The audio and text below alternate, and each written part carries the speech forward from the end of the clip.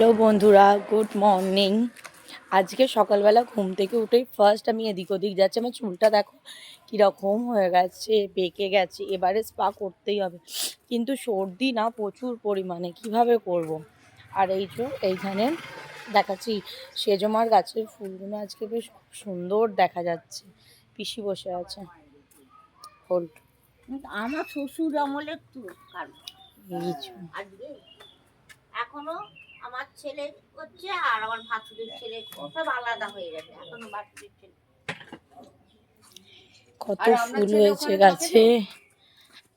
সে এদিক ওদিকে যাচ্ছে। শরীরটা না আমার ঠিক ভালো লাগছে না আজকে।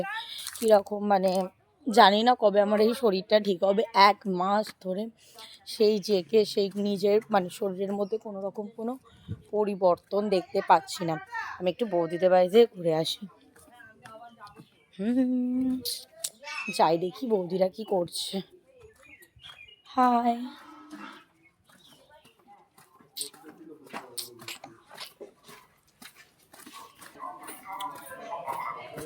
খবর খবর। লা লা লা লা লা লা লা।